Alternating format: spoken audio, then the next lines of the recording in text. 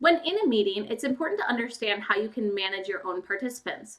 The Manage Participants button at the bottom of your screen allows you to see all participants, including yourself, during a meeting.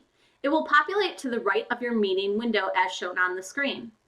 If you do not want to see this on your screen and you have more than one monitor, or if you would like to be able to move it around, use the chevron and then select Pop Out. This allows you to drag your participants window to another part of the same screen. If you have an additional screen, it allows you to remove it from that screen that you are currently on. If you decide you would like it back as part of your meeting window, select the More option and select Merge to Meeting Window. This pushes it back to the right side of your meeting window. In the Participants window, you'll notice that you have many options next to individuals' names. For instance, next to each individual, you can mute or unmute the individual. If they have muted themselves, they will get a pop-up saying that you are requesting that they unmute themselves. Additionally, you have a More button next to each participant.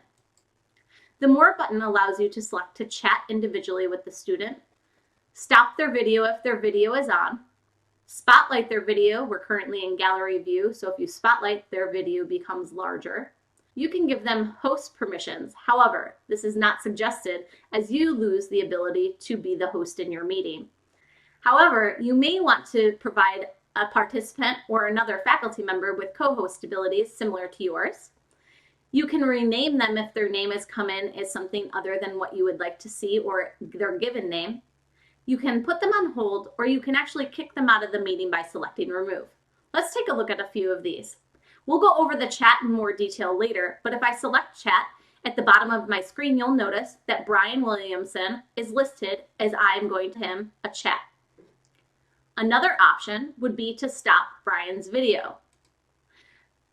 When I stop his video, it puts up either his profile picture or his name, depending upon what he has available.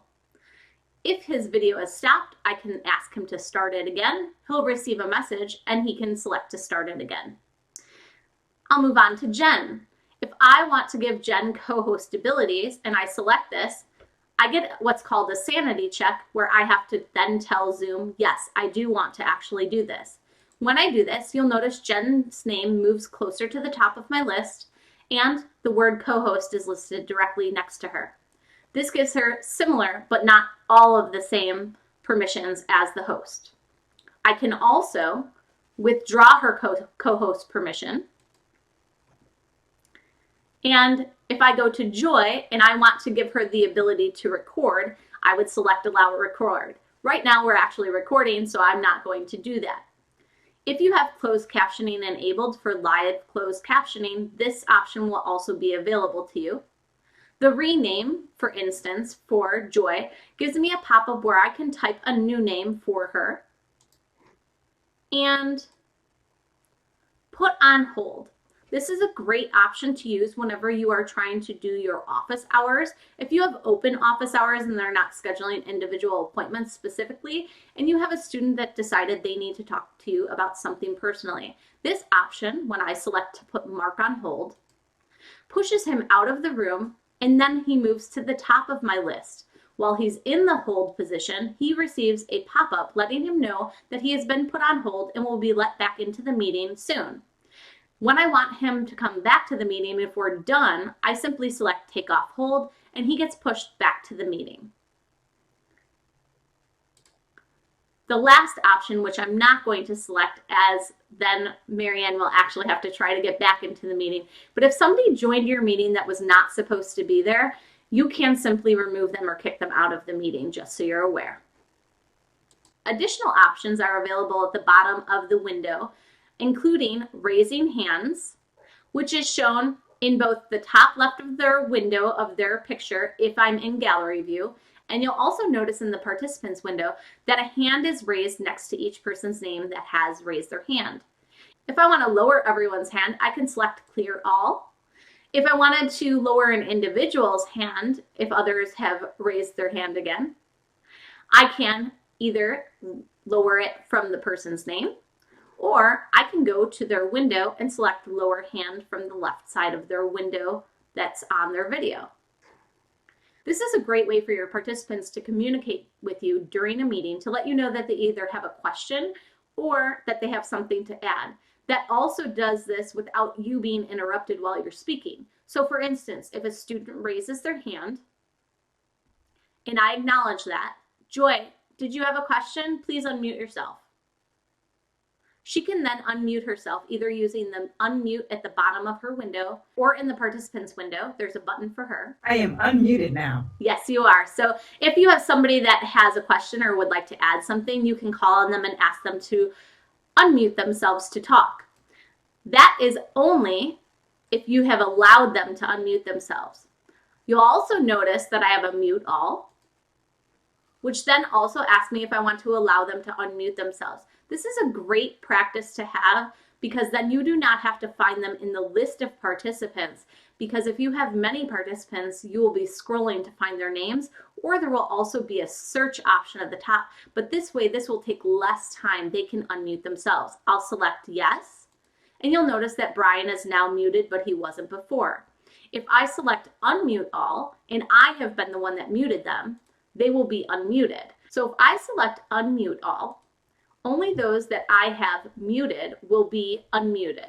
If I did not mute them myself, they will receive a pop-up asking them to unmute themselves. I'm going to mute everyone one more time.